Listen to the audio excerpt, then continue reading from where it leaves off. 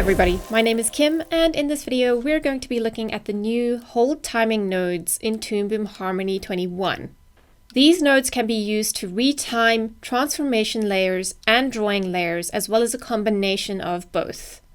I'm going to use this scene with a whole bunch of pigeons flying in, and we're going to use both of the hold timing nodes to retime the action on the pigeons. So in my node view, I'm going to enter the pigeon group. And you'll see on the left-hand side, there is a backdrop called hold timing. So this is where I'm going to do my timing. You'll also see that in the timeline, we have two color-coded layers, turquoise and pink. A few important things to know about the hold timing node is, firstly, when you use this effect, you will see a change in timing in your camera view and your render, but not in the timeline itself. Another thing to know about the hold timing nodes is it's best to use it after you're done with your animation rather than during the animation process.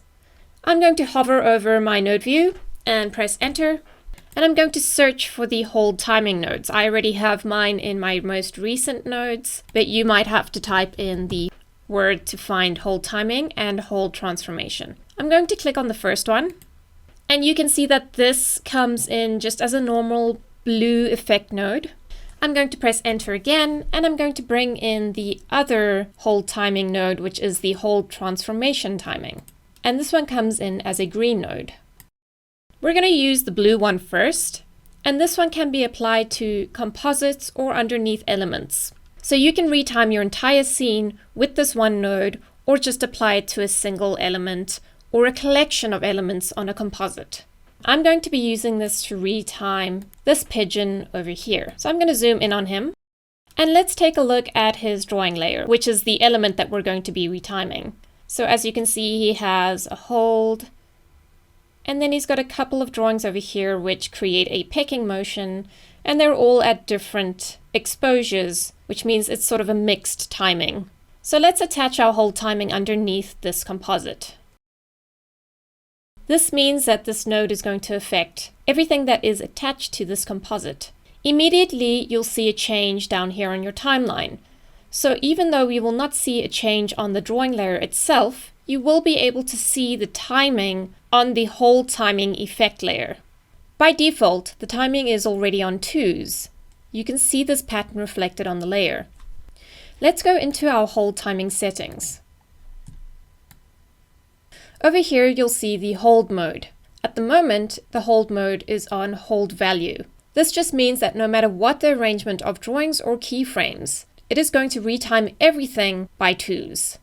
So in other words, whatever drawing lands on the first frame of that exposure, it is going to be held for that amount of frames.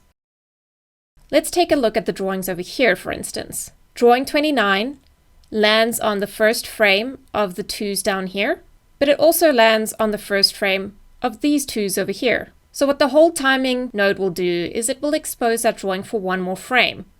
And then whichever drawing falls on the first frame of the next exposure will continue the trend. Let's try changing the value, maybe to 3s.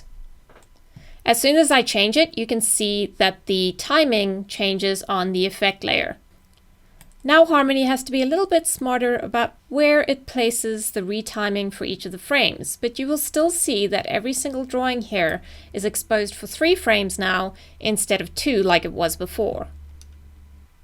Let's take a look at some of the other settings we have. If I click down on the hold mode, I'll see dynamic and hold between stop motion keyframes. Let's try dynamic. Again, immediately you will see a change on the effect layer.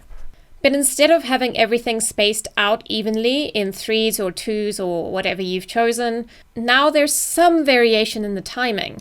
So even though the dynamic mode is trying to time your animation out in 3s, it's also trying to take a look at what is happening in your animation, especially if there is a mixture of drawing layers and pegs.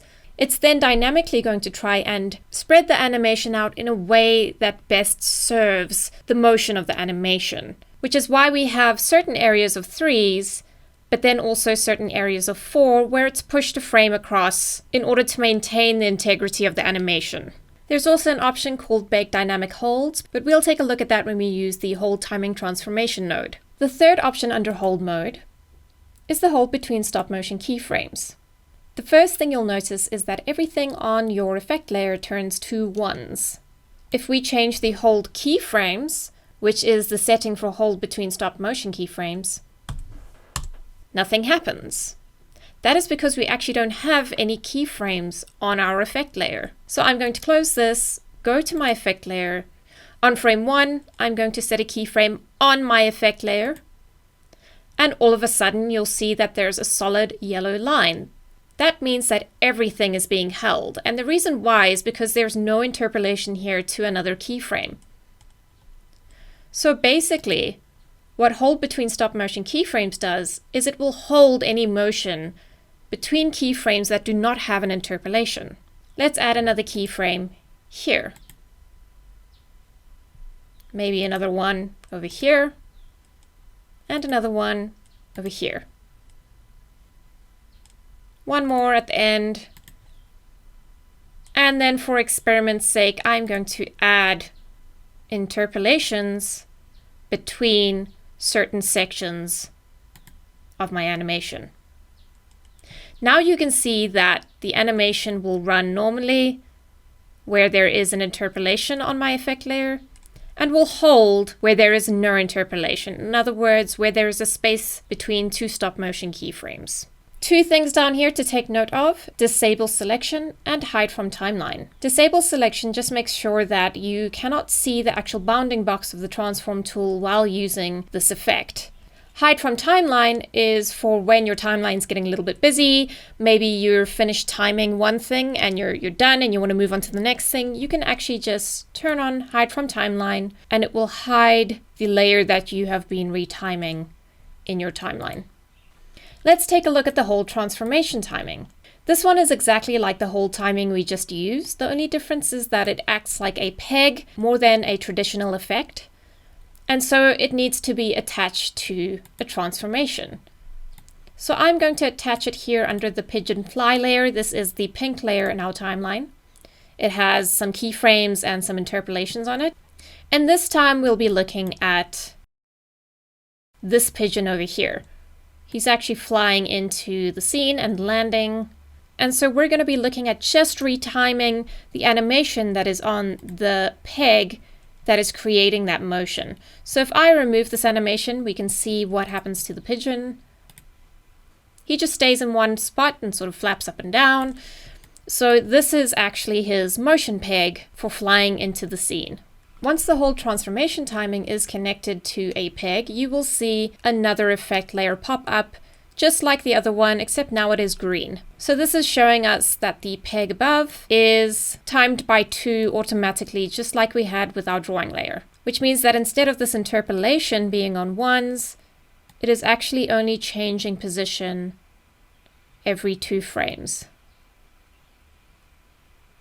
Let's open up and take a look at the settings. As I said before, these are exactly the same as they were with the other hold timing effect. The only difference here is I want to show you the bake dynamic holds. So let's choose a dynamic timing. And as you can see, it has given us 2s on most of the animation, except for here at the end where it's given us a couple of 1s for this action over here. If you decide that you like your dynamic timing, we can bake the dynamic holds directly onto our effect layer. And of course, this can be done for your hold timing transformation or just the regular hold timing node. I'm going to click on the Bake Dynamic Holds button, and you can choose between hold value or hold between stop motion keyframes. This is going to change your hold mode to one of these values and also set keyframes on the effect layer.